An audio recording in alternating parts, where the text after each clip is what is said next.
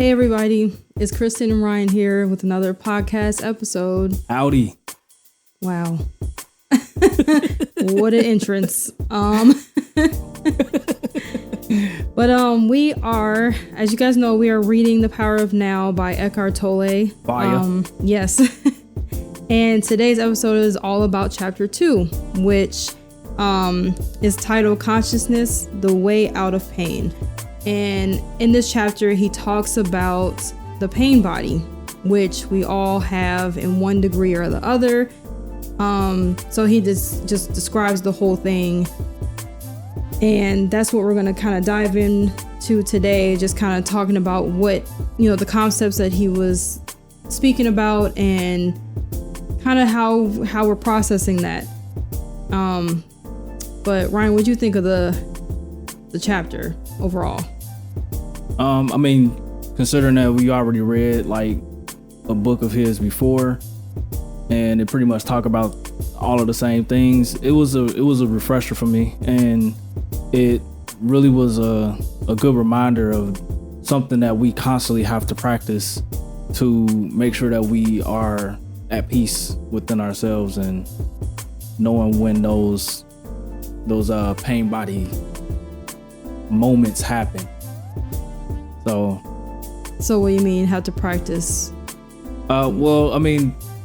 This whole, like, I guess is just about being peaceful from within, the power within. Yeah. But it's just something that we all have to do every day, all day. It's an ongoing thing. It's not something that you learn and then that's it. Like, it's something that you have to constantly work at, because it comes in so many different ways and it can get you and you don't even realize it until you stop and you're talking about the pain body specifically. Yeah. Which, as he describes, the pain body is completely tied to your mind, is tied to your ego, is tied to past experiences, which you feel like, because you're tied to your mind, you feel like they're manifesting in the present, but that's not true. Right. Like, meaning the experiences that you had or things from the past are affecting you now as if they're happening. And that's like the accumulation of that is what creates the pain body. Right. So, yeah. Yes, it's pretty interesting because all of this is based on everything but the present. It's like everything you think about is all based on the past. Anything you think about in terms of the future is all based on stuff from the past. So you just bring up, it's like, and it was a part in here where he was talking about it, but I can't think of where it was, but he was talking about like how your body doesn't know any different than from like the present to the future to the past and all of that, but your mind is the one that pretty much sets the tone for everything. Right. And basically that's how the ego can take over. So it was just pretty interesting. Yeah. So jumping right into the chapter. So he starts out with talking about the severity of the pain body in certain people. It's on page 33. It's towards the bottom. But he says the intensity of the pain depends on the degree of resistance to the present moment. And this in turn depends on how strongly you are identified with your mind. The mind always seeks to deny the now and to escape from it. In other words, the more you are identified with your mind, the more you suffer. Or you may put it like this: the more you are able to honor and accept the now, the more you are free of pain, of suffering, and free of the egoic mind. So that basically set the tone for the whole chapter. Basically, he just started off with like, well, in a nutshell, this is what you're going to be reading about. Right. And so in thinking about that, just So basically, it just reminds me of that saying, what you resist persists. Yeah. So yeah. So if you are experiencing things, like if your pain body is at the full front and center, you're identified with your mind, and then you try to fight it, and you say, no, I'm not going to deal with these emotions. I'm not going to do this or whatever, even though it's happening. You're not accepting, you're not present. So right. you're going right back to the conditioning that you've been through, and you're trying to fight it. And in that resistance, you're actually making it stronger. Right.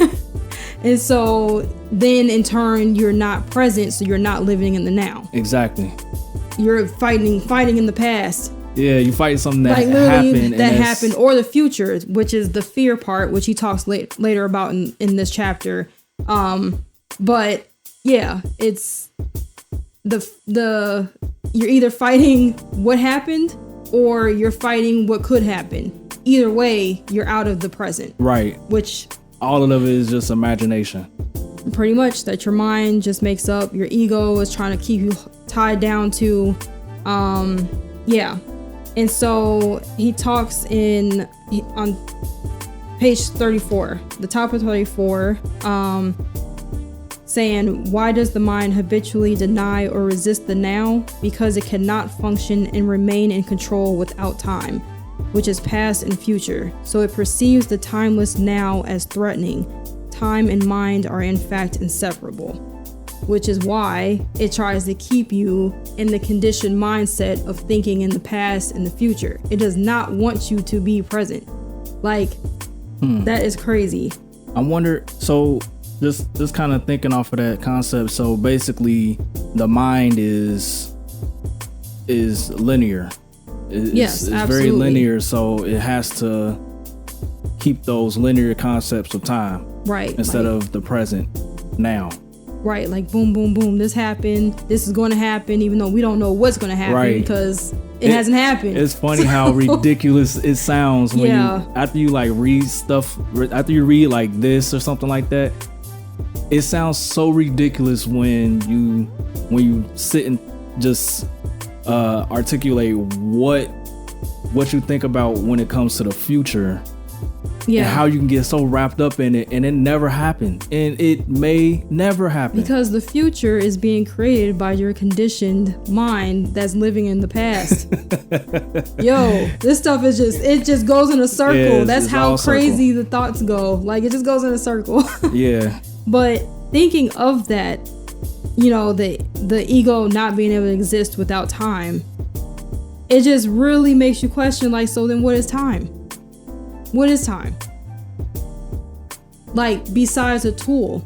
Like, he talks about, of course we have to use it practically. We got to be at places at a certain time. But time kind of keeps everything in motion here on, in Earth. Earth time, whatever. But it's just outside of that. What is it? BS. Because it's like I feel like as humans, we're constantly obsessed with time. We're obsessed with getting older. We're obsessed with like just anything like you were saying, anything linear. Like, yeah. So I think because we are aware of our demise, we know that there's an end to this. Right. That's what makes it. I think that's what makes the fear even more present, because I mean any other living being outside of humans don't care. It's not even I mean allegedly. Well, yeah, I mean we can't really speak to them. But I mean, he says it in this chapter. He's like, if you were to ask an animal, I forgot what animal he used, but if you were to ask an animal, like, what time is it? They're like, it's now. What else is there? Right. Like, what are you talking about? Right. That's funny. But yeah, it just the fact that our society has put so much emphasis on time and counting time and marking time and learning about time and history and what can happen in the future and like all that stuff. It's like it really does create a lot of anxiety for people. And just thinking about history. So, you know the saying with the history repeats itself? Yeah. Now, if people were more present, would that saying be true still? I mean, you're okay. Wait. Okay, that was deeper than I thought for a second. Because if people were present, they wouldn't be acting in the conditioned mind that got them here. Wait, hold on. Okay. Yeah, it's a doozy. Yeah, I mean, that's a good question though. Because, I mean, if everything... Okay, so history is all recorded because of the past or the events of now that was done in the past. So in order to prevent things from the past to happen now, you'll have to look back. But if you were present, would history still repeat? It's like, well, because I mean, and I see what you're saying with that, because a lot of things that have happened, I feel like have happened on a subconscious level. People were stuck literally in ego. I mean, wars, all that kind of stuff. Yeah. Like, you know, economic inequality, racial inequality, all of that stuff. Like, stems from, you know, not being present. Sorry, you look like you trying to go somewhere else. I don't. I'm trying to like grasp the understanding and try to. It's more just trying to put it in a perspective of someone that is used to. I mean, someone that's new to this concept, I say. Yeah. With the being present and all of that stuff, and then you question like, well, how could history repeat itself if you're not recording history and looking back? You know. Well, even though I don't know, because I think it's important to look back, but it's to a certain degree. So it's more of just the identification, but awareness of the past and not being identified by it. Yeah, that's what I think. Yeah.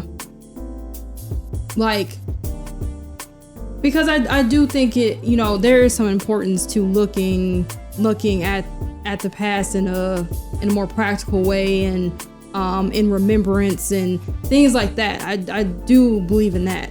But in the way where you get so wrapped up and you get, you know, like you said, you start identifying with that, or you start looking at it like, okay, that's going to happen again, and then that's going to put you in the doom and gloom of the future. Right. So it's like, okay. Yeah, I think there's a fine line with it. Got it. For sure. That makes sense. Yeah. But yeah, that's just, oh man, that's a real, that was a good question. But yeah, so it's just going further into the book, on page 34 or 35, sorry. On 35, he talks about, you know, just accepting each moment and, you know, how you stop the cycle of identifying yourself with your mind is that you stop creating time. Which sounds crazy because it's like, well, what? Yeah. But what's funny is that it just made me think about this because I remember when you showed me an interview of Prince and he was talking about he don't believe in time. Favorite. Yeah. So it's just like he must have read this book or something, or he had some idea of this concept. Well, the concepts, yeah. And I think as an artist who really took that seriously and like, you know, being consumed by being in the present moment, being consumed by his music and things like that, but also on a religious standpoint, that's when he was converting to Jehovah's Witness. And hold on, so Jehovah's Witness don't believe in time? No, I don't know that for sure. I don't know. But interesting. Yeah.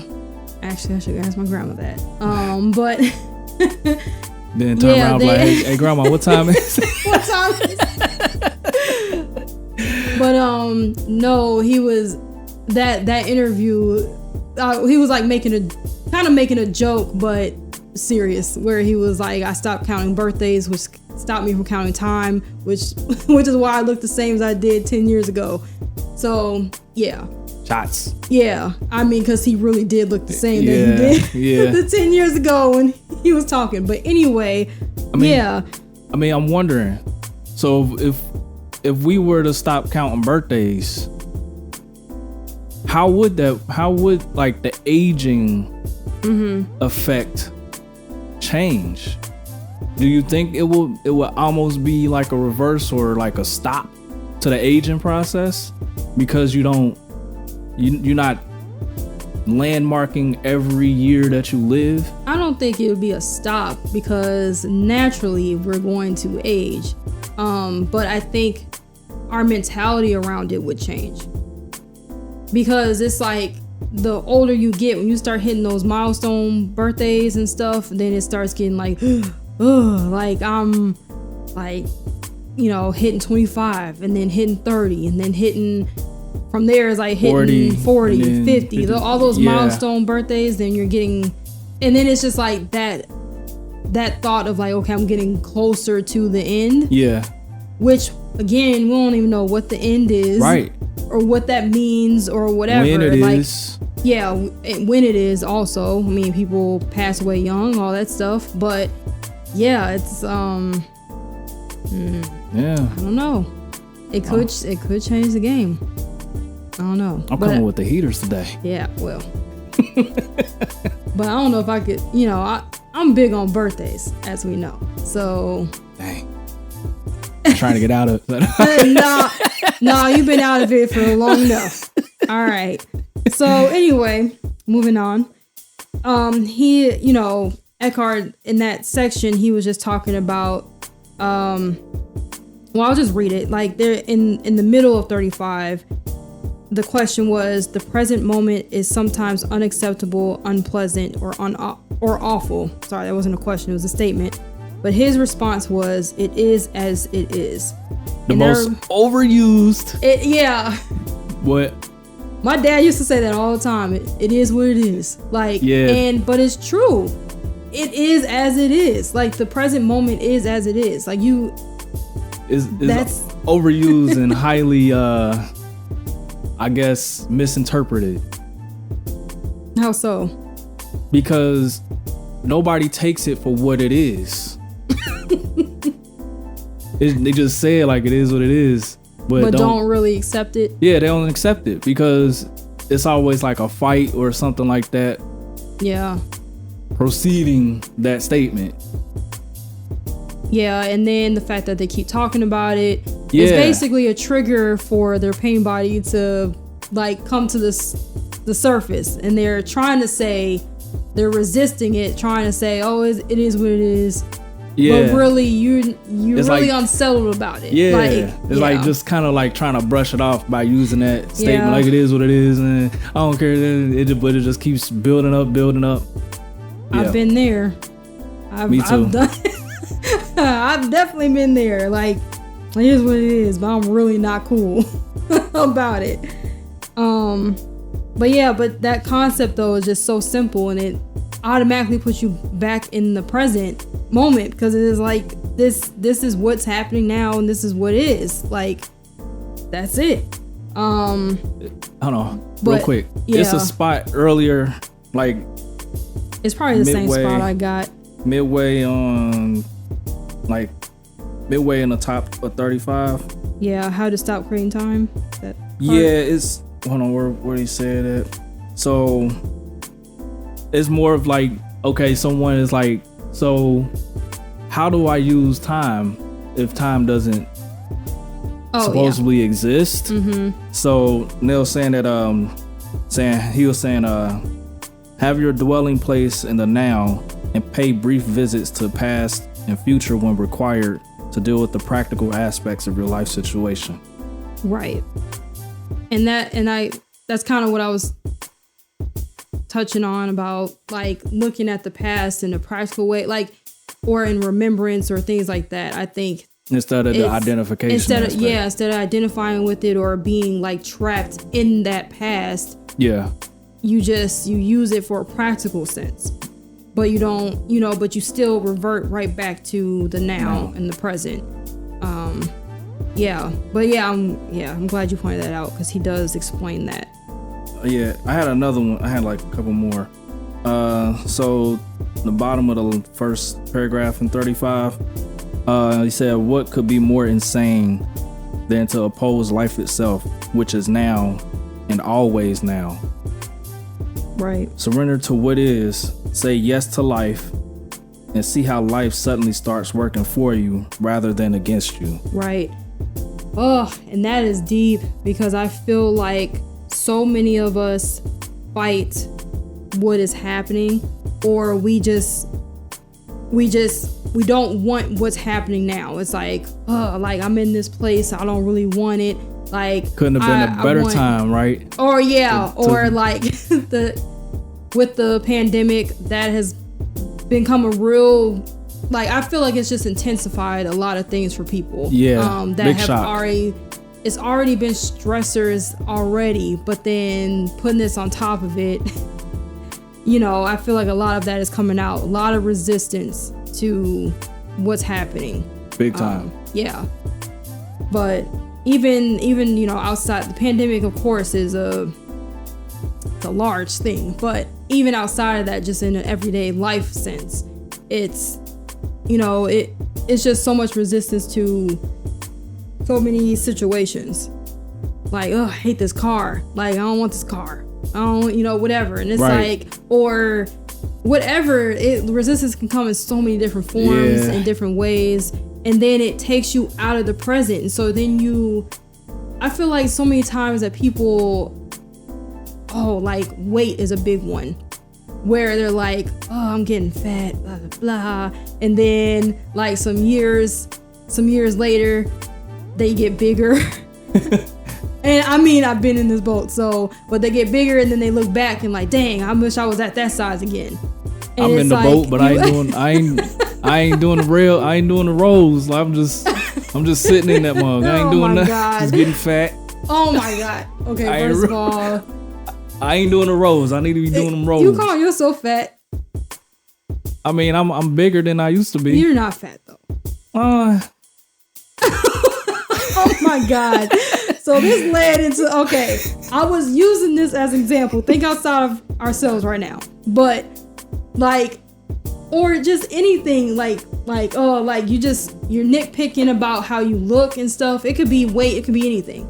And then you get to a certain place and you look back and you're like, dang, like I was looking good back then, like, or whatever. Yeah. And it's like that you didn't appreciate it in that moment because you weren't in that moment. You were always wanting something better or different or wanting to be like somebody else or whatever. And then it's like, now that time has passed, you can't get that time back. So now you get stuck in the past, like, dang, I wish I was. So it's like stuck in the future and then stuck in the past. And then you're still not saying yes to the present moment, like, of what's now. It's like living the glory days of high school, if you was like real popular and all of that stuff. I mean, I wasn't popular, so glory days. God.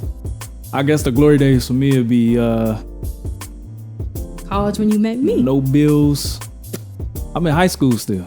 Oh, you talking about high school? High school. Okay. I had no bills besides my cell phone and gas. I didn't have to pay insurance. Mom had that. Mom and dad got that. And of course, kids want to be like, I can't wait till I get out this house. I can't wait. They get out the house and then it's like, oh wait, no, I ain't feeling this. I mean, college was lit though. College was lit. I say overall, college was lit. Even though I was a lone body until I met you, and then we was inseparable. Well, anyway, I don't even know where we were going with that. I don't know. But so anyway, but I think like what he's saying there, like to say yes to life and see how life suddenly starts working for you rather than against you. It's like if you work with life, life will work with you. Like that's the basic concept of what he's saying there. Yep. If you work with the present moment and you accept it for what it is, it'll work for your favor. It'll work in your favor. And then it just like made me think of the question of like how you can accept the moment but also make changes. And I think that just speaks to it. It's like you accept it, and even if you want to make changes, be okay with where you are now, and then like make a decision now and make that first step now, because that's all you have to, you know, get to where you want to go. Man. And that goes into habits and all that stuff. But it just made me think about one of the other overused statements, cliche sayings. Okay. Ain't no time like the present. But it's true. It's true, but man, it is very overused. It's overused and underutilized. Ooh. Did I say some heat? Yeah. Fire. Okay then. All right. It's overused and underutilized. Amen to that. Everyone in the congregation say amen. Yeah. Dang. Well, that is true though. Like, I mean, it's a saying. It's something at the bottom of 35 that I highlighted. I think it pertains to that. It was saying that accept, then act. Right. So, because that's all you can do. And truthfully, you can't act unless you truly accept the moment. Because if you're resisting it, that you're almost living in a state of denial, or you're living in a state of like, I don't want this. And it's like, but all you're gonna do is attract back what you don't want. It's like it's like your mind is in a means to an end, so you're not really taking what is happening at the moment right to heart to make the changes that you want to get out of. Exactly. Well, this is like kind of jumping to a new subject, kind of. I mean, it's the same subject obviously, but it's in his section Past Pain, Dissolving the Pain Body. On page 37, he talks about how the pain body can be dormant. Like it can, it could be dormant, or it can be chilling, just in the cut, chilling, not really out there. And then all of a sudden it gets something triggers it to be brought to the surface. But when he said, so it's in the middle paragraph on 37, when you thought you knew a person and then you are suddenly confronted with this alien, nasty creature for the first time, you are in for quite a shock. However, it's more important to observe it in yourself than in someone else. Watch out for any sign of unhappiness in yourself in whatever form. It may be the awakening, or it may be the awakening pain body. This can take any form of irritation, impatience, a somber mood, a desire to hurt, anger, rage, depression, a need to have some drama in your relationship, and so on. Catch it the moment it awakens from its dormant state. What I thought was so powerful about that is that it made me think of, now this is just a specific example that popped in my head. There's multiple examples, but where someone is in an abusive relationship, right? They're with somebody, everything is great, like they're fine, and then they just say some people have reported, like, I don't know, all of a sudden they hit me out of nowhere, like, and people, are you thinking of the movie? I know exactly what movie you're thinking about. Oh my God. I know this is a serious part, but man, that part was, I don't know. I know what you're talking about. Tyler Perry's movie. Ashtray. Ashtray. Okay, yeah, everybody, y'all do this. What was the movie called? Tyler Perry, he was on Netflix. Oh my God, what is the movie called? What is that movie? Let me look it up real quick. But yeah, Anyway, we all saw it coming. But anyway, back to the seriousness of this. If someone is in a relationship with someone and you know, always fall from grace. Fall from grace. Yeah. That. All right. Yeah. So anyway, that movie was something else. But yeah. So that kind of situation happens to people, and a lot of people outside looking in is like, how did you not see any signs? How did you not know that he was abusive? Like, you didn't see anything. And I feel like that's so critical, because it's like, maybe they truly didn't. Yeah, that I didn't think about that.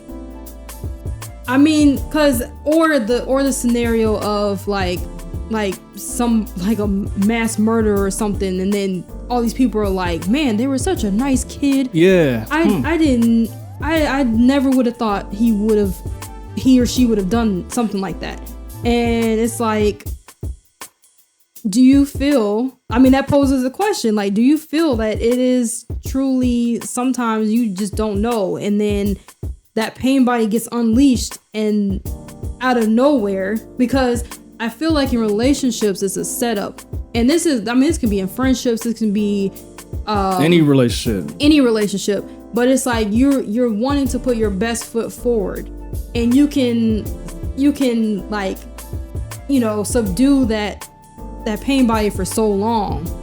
Yeah. But then it gets to a certain point where something happens, and then it just triggers it to be released or whatever. So that's very interesting. I mean, it's when you think about someone that, say for instance, killed somebody, and I never knew that this person would do something like that. Right. They never gave me any inclination that they were like that. Right. It's not my son. It's not my daughter. That's not right. Yada yada yada. I mean, it could be true. Yeah. And it doesn't even have to be, and I just want to say, it doesn't have to even be that extreme. It don't have to be someone's abusive, physically abusive or killing people or whatever. It could even be just subtle things of just get real mad, get anger issues, or you see that they're have a big outburst or something like that. Yeah, or that you see that the person has some anger issues, or they're dealing with depression that you didn't see before, or whatever. It's a lot of things like that. As over time, as you get to know people, you start seeing those things come out, and it's like, dang, I never would have thought. Like, you seem so happy when we first met. Yeah, the depression thing. Yeah, that's a big one. Yeah, because a lot of times people do hide it. Absolutely. Because nobody don't want the pity. Yeah, there's multiple reasons why people would hide depression, But anyway, not get into all that. Yeah. But yeah, it could be all those things. All those things he mentioned, like coming out in irritation, impatience, somber mood, anger, rage, depression, like all of that stuff. And I think the most important thing that he was saying is to watch it in yourself. And I feel like with watching it in yourself and seeing, knowing those signs and stuff, it's going to make you more present, and then you more aware of other people, other situations, things like that. That's what I think. I think also by doing that, it keeps you from being identified by their responses and their actions. It won't. It's not something that you should be offended by. It's like you don't be identified by that, because that's not something that you are dealing with. That's them. Yeah. Like being empathetic to it, because this is something that we all deal with as human beings with minds and egos. This is what we deal with. So being empathetic to that, but knowing that it's not about you. Right. literally not about you. That's what they're dealing with. It's all reflections. Yeah. And then when you are out of pocket, you know that something's going on with you. Yeah. Like if you're out of that presence and you're just feeling all kind of sorts of emotions and things, and like he was saying in chapter 1, tapping into those emotions because they really direct you to what you're thinking. And so it's all about that. Like, and the pain body can't exist without the mind, you know, without you being identified with your mind. So it right. literally is just like that cycle of, it was, you know, so the paragraph before that you just read, like midway in, kind of talk about what the pain body could be. So he was saying that some are physically violent, many more are emotionally violent. Some will attack people around you or close to you, while others may attack you, their host. So it's like self stuff. Thoughts and feelings you have about your life then become deeply negative and self-destructive. Illnesses and accidents are often created in this way. Some pain bodies drive their hosts to suicide. Yeah. So, I mean, I think we can all agree that the extreme identification of the pain body is in the suicidal, is like the suicidal stuff. That's kind of how I think of it. I mean, in an extreme case, yes. Yeah, that's how I see it. Like, cause I mean, you so like deep in it that it felt like nothing is ever good. Yeah. To where it's like, I gotta end it because that's the only way I'll be free of it. Yeah, you don't have that separation. You don't have that. And this is like, this kind of goes with what he says on the bottom of 38 when he's talking about the pain body doesn't want to be seen. Like, it wants to stay hidden. It wants to make you feel like you are the pain body. Yeah. So it's like, true. Because then the only way free from that is to end it. Yeah. Like, there's no other way to separate, or so it wants you to believe. And it's just that it's just so ironic that it's such an invasive thing that can happen to you, but it doesn't want to be seen. It's cowardly. It's like, I don't want you to see me, because if you see me, then it's a wrap for me. Right. Like, because then you're gonna know that's not really you. It's outside of you. Yeah, that's like, crazy. That, man. So, yeah, I just think with, you know, all that stuff, when we get angry, we get resentful, we get like depressed, stressed, and then that all, like he said, manifests in illnesses and all kind of different ways. It could just backfire in your life, and then the most extreme way is suicide. You know, like you said, suicide, and like that's the only way out. That's the last resort. Like, you're like, I don't see any way out. Yeah, man. Which is how Eckhart got to this place to begin with. Right. So, insane. I mean, that's crazy, because I mean, when you think about it, like, you at a point where it's like nothing else will fix this besides death, and then you suddenly like have this like not necessarily outer body experience, but like it's just like hold on, like what? Like, you just snap out of it in some way, like that don't even make any sense type of thing. So it's just like, dang. Yeah. Yeah. But I want to keep us kind of moving along. Let's keep it pushing. Yeah. So on let me see, I'm trying to remember what I put here. So just a quote that really stood out for me on page 39, when he said, when someone said, what happens to the pain body when we become conscious enough to break our identification with it? And he says, unconsciousness creates it. Consciousness transmutes it into itself. It into itself. St. Paul expressed this universal principle beautifully. Everything is shown up by being exposed to the light. And whatever exposed to the light itself becomes light. So it's like that consciousness is going to turn everything into consciousness. Like that's kind of how I took that. I had to read this part like about 3 times to understand, and it's like it still don't hit me. I mean, he explains it further. Just as you cannot fight the darkness, you cannot fight the pain body. Trying to do so would create inner conflict and thus further pain. Watching it is enough. Watching it implies accepting it as part of what is at that moment. So again, it's like, because if you try to fight the pain body, what's going on, then all it's going to do, what you resist persists. What it's going to do is create that situation over and over. It's feeding off of that negative emotion. It's feeding off of it. It's becoming stronger. So if you just come at it as an observer, you're just observing it happen. Like you're just watching it happen. Then one, that separates you out. You know that's not you. And so you're watching the pain body, and now it's exposed. It knows it's in the light, which is your consciousness. Okay. So that's how I took that. Okay. Yeah. But I just thought that was a standout for me.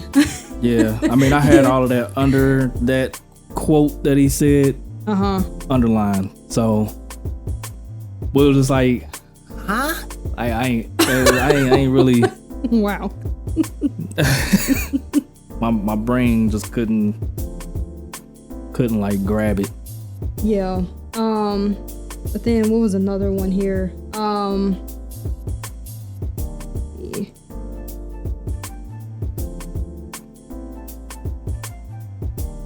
So speaking more about that process of being the observer, on the bottom of 40 leading into 41, he says, let me summarize the process. Focus attention on the feeling inside you. Know that it is the pain body. Accept that it is there. Don't think about it. Don't let the feeling turn into thinking. Don't judge or analyze.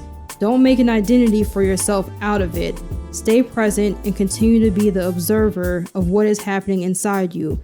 Become aware not only of the emotional pain, but also of the one who observes, the silent watcher. This is the power of the now, the power of your own conscious presence. Then see what happens. All right. So this part, well, I had become aware not only of the emotional pain, but of also of the one who observes. Yeah. I ain't gonna lie. He sent me in a mental frenzy talking about it. It's like when someone knows where to go, but they can't tell you. So they were like, yeah, just follow me. And then as soon as they get on the highway, they just zoom off. Yeah, that's how it was. Like at first you're like, okay, I'm seeing it. Then they just like, hold on. Like, well, so after this section, he has the pause symbol because he's like, this is where I recommend you pause and reflect on what I just said. So it is like one of those things because it's like, so you asking me to observe the pain body, but also observe the observer. So then who is observing the observer? Don't think. That's who is. Observe. What? Yeah, I understand it. I feel like I understand it anyway, but it's like, it's one of those, it's truly a concept that your mind can't quite comprehend. It goes deeper than your mind because your mind can only think, on.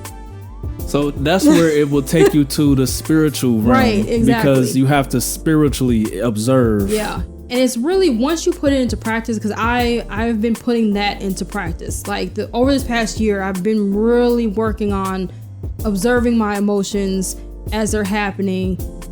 And like even habits that I have that I've built over the years and things like that. And like, I'll just see myself doing them. I won't judge it. It's like I'm just having this moment as I'm doing it and I'm just like watching. It doesn't even make sense. But Man. It is true. Like, you just observe and you're just like, huh. Shoot, 2 weeks after I stopped reading New Earth, I fell off. Well, I ain't observed nothing. I think for me, because I've always been super self-reflective, but also, going to counseling and stuff. I think that has helped me stay on that path and whatnot.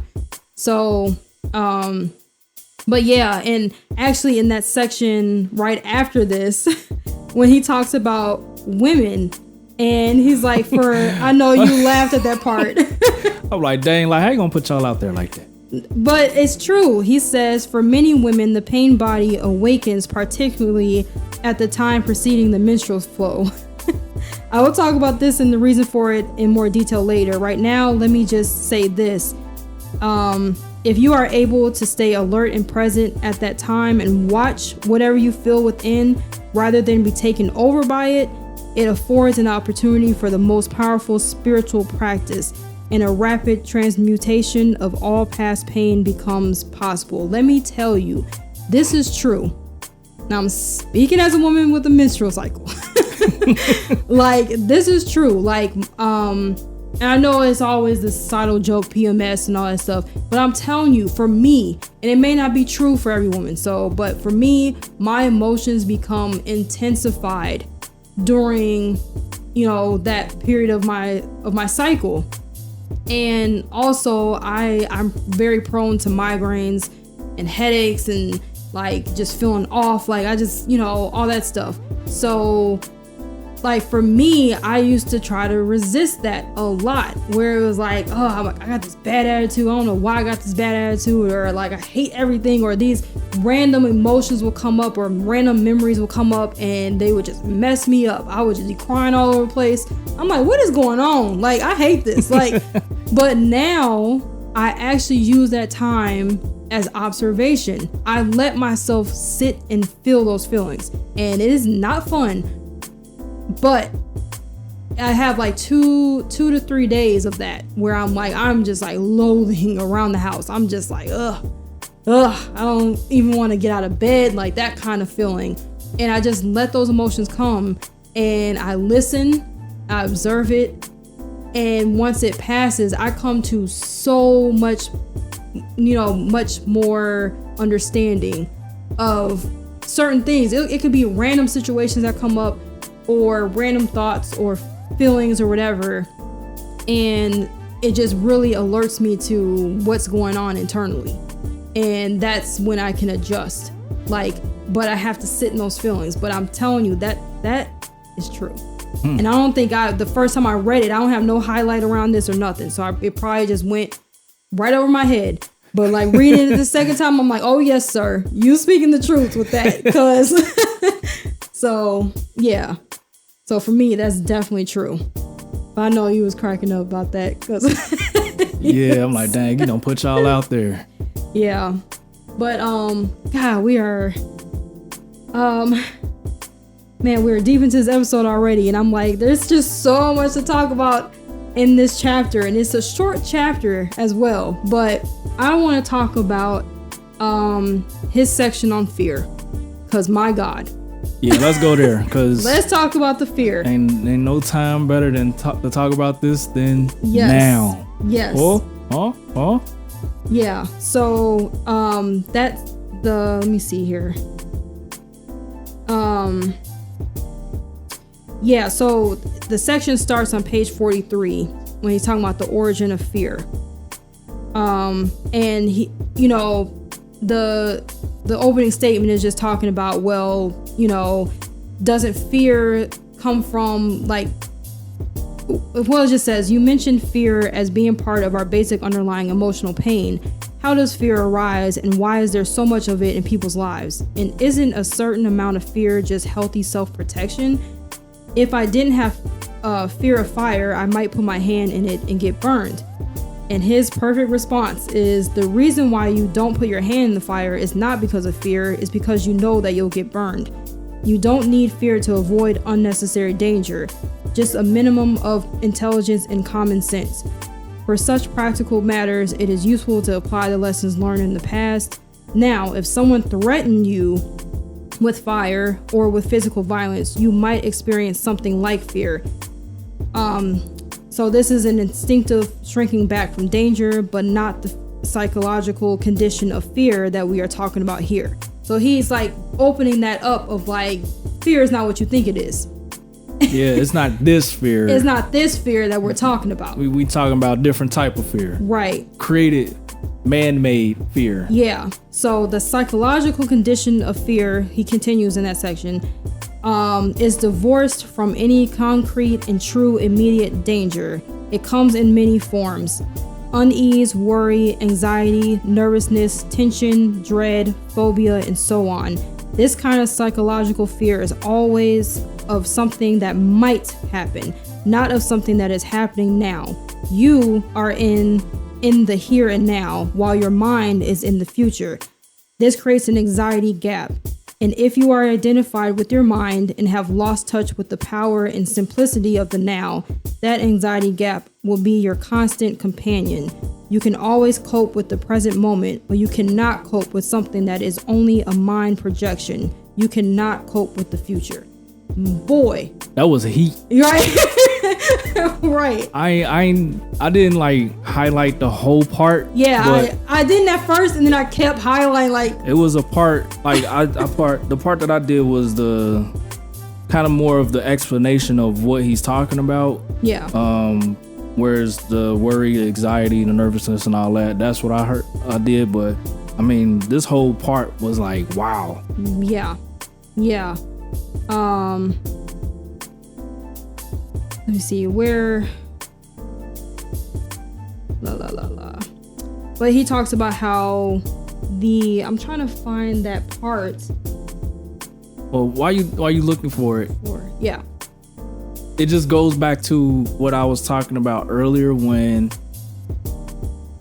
you after you like read something like this and they talk about the future and the past and all that, and where our minds get stuck in either one of those, how ridiculous it sounds, especially with the future, because there's no possible way of knowing that it's going to happen, but your mind is there, so your body responds physically to that, like as if it was happening, but you just sitting in the living room, chilling. But your body knows no difference. Right. Your body just like in some shootout in your brain. Right. and so your body responds to that, and and so you have all the symptoms, like you're going through that, and it's like you chilling watching Netflix. Right. What are you talking about? You ain't even in it. It's just like it's crazy how you can literally take yourself out of the moment and place yourself in some fantasy. Right. And it is literally all tied to your mind. So on page 44, the middle paragraph, he said, fear seems to have many causes: fear of loss, fear of failure, fear of being hurt, and so on. But ultimately, all fear is the ego's fear of death, of annihilation. To the ego, death is always just around the corner. Like in this mind identified state, fear of death affects every aspect of your life. So if you just going down further, if you identify with the mental position, then if you are wrong, your mind-based sense of self is seriously threatened with annihilation. So you as the ego cannot afford to be wrong. To be wrong is to die. Wars have been fought over this, and countless relationships have broken down. But basically, that truth of every fear that you have is all about fear of death. And death comes in many forms, but it's all tied to what the ego identifies with. So would the ego consider like embarrassment, shame as rejection, death? Yeah. All that? Yeah, I believe so. And anything material.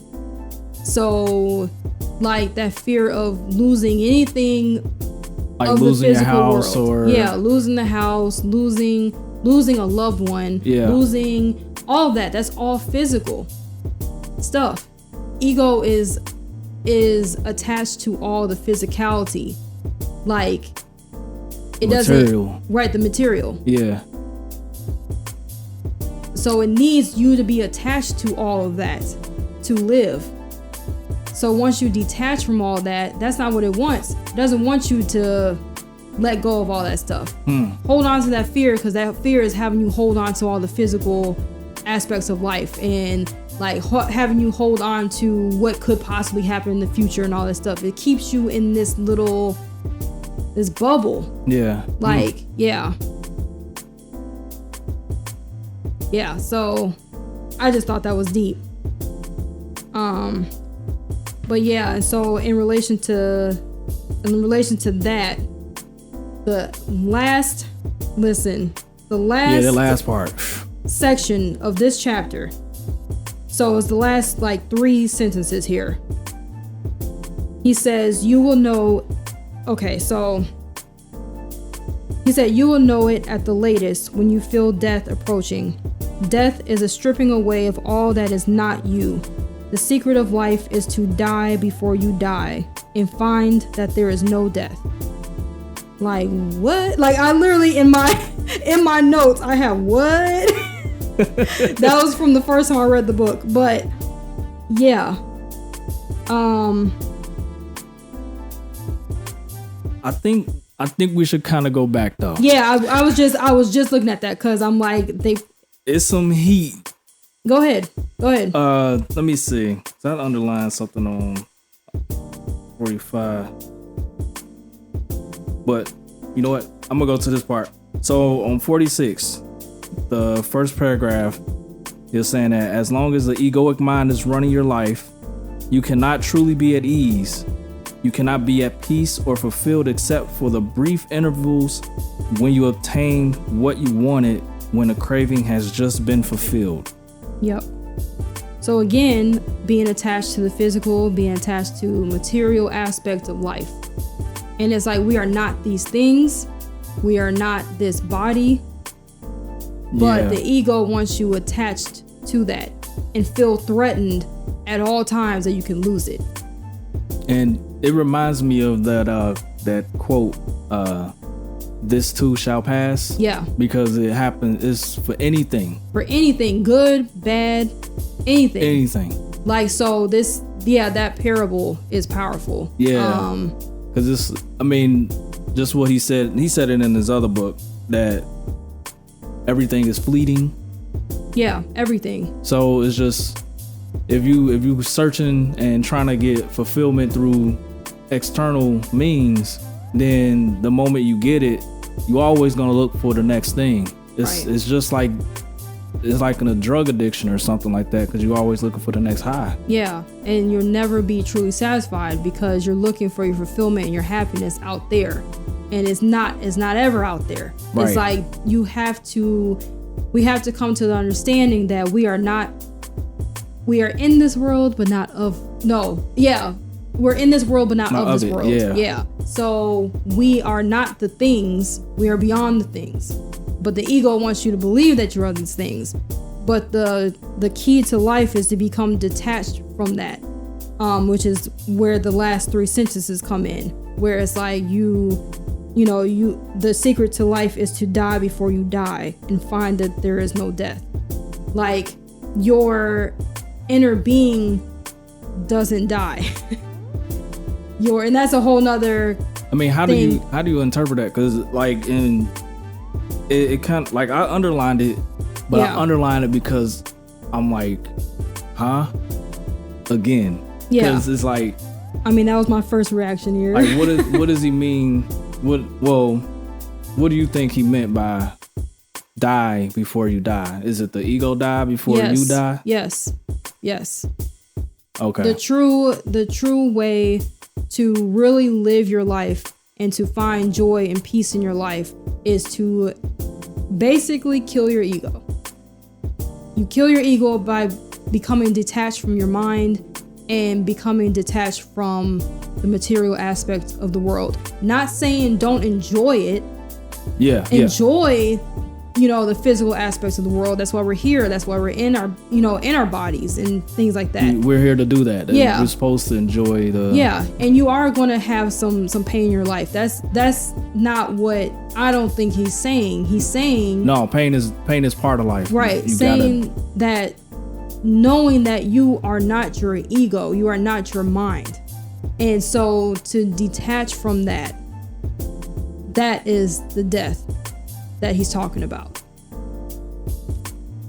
So, man, powerful. Yes. So on that note, what a way to wrap it up, huh? Yes. What a way to wrap it up. So I hope you guys are reading along with us and listening with us. If you've gotten this far in the episode towards the end, we really want to thank you for listening. Thank you. And just, leave us some comments. Tell us what you guys have been grappling with in this book. Like, what you guys think of the episode, anything you want to add to the conversation. Yeah, hit us up. Feel free. Yeah. All of our socials are in the description. Hit us up. Tell us what you think. And yeah. All right. Chapter 3 next. All right. We'll see y'all. All right. Bye. Peace.